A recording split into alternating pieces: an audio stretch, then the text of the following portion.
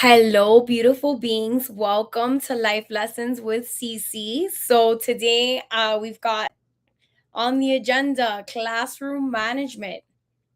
So the first thing I always do when I come back from a long break is part of my lesson for that week is to go over the Quaver 5, which is the rules that I use from a really awesome music education curriculum. I also love to use the mantra where attention goes, energy flows, right? Which is part of getting their attention, the reason why we need their attention, and right, working as a team. So as long as everybody's doing, their task, they're being great at working as a team. So once you've gone over the rules, I also wanted to add that a couple things that I learned from my mentor when I did my field experience years ago was that a child is always going to act what they know, right? So they will never intentionally make a bad choice. It's all part of the environment they've been a part of, what's been normalized for them, and what other students have they been around in the past. And structure is your friend.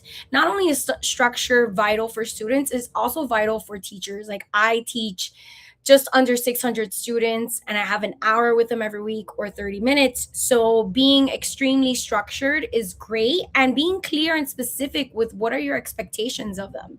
Okay? So using the mantra, setting the tone, and also leaving room for students to show you that. So let's say they've been making bad choices, offer them an opportunity to make great choices as you are teaching, and setting goals as a class.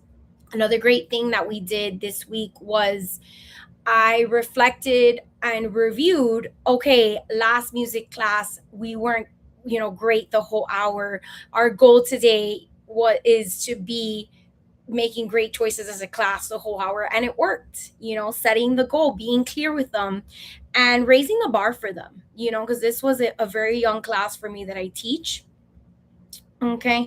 And making students feel safe and also encouraging them to participate, because this is going to make you better. This is going to help you grow smarter, not, do this now because I said so kind of a deal. Okay. And also praising students, being surgical with who's following and who's not following. I used one direction and you build from that. So, for example, everyone, put your pencils down. Is everybody doing it? Who's not doing it, and being surgical about that. And as soon as they are doing a great choice, calling them out in praise of that. Okay. The one thing I would say never allow is disrespect. So, and reciprocating respect. Also modeling them that Miss Cece is consistently being respectful towards everyone, and disrespect is the one thing that you it's not appropriate and it will not be allowed ever, right? And in those moments that you do table conversations for one-on-one with students, how do you model what showing the rules, with what making good choices looks like and what it doesn't look like, and reminding students who controls their mouth? I do.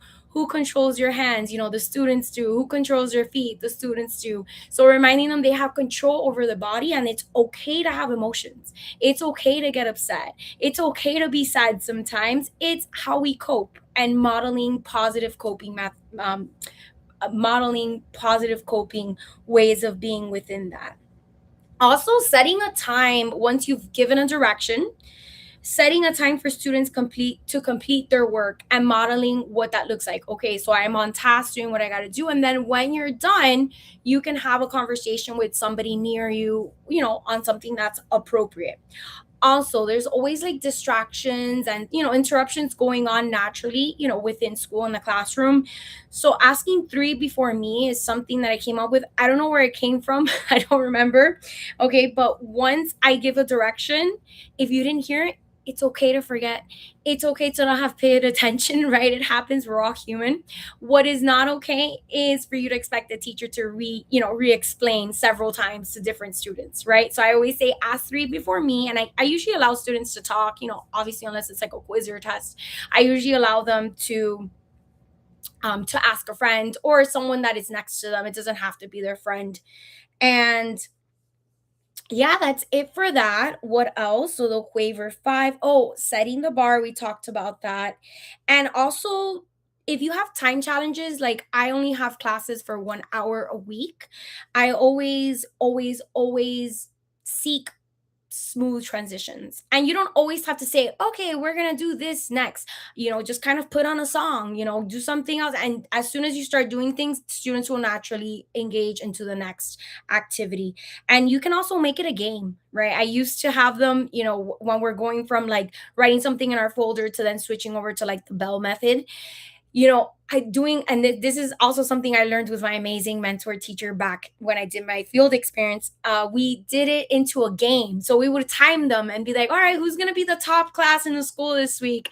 And the students are so gung-ho on being, number one, that they're all on task doing the transition quickly. Okay, so have transitions be on your side.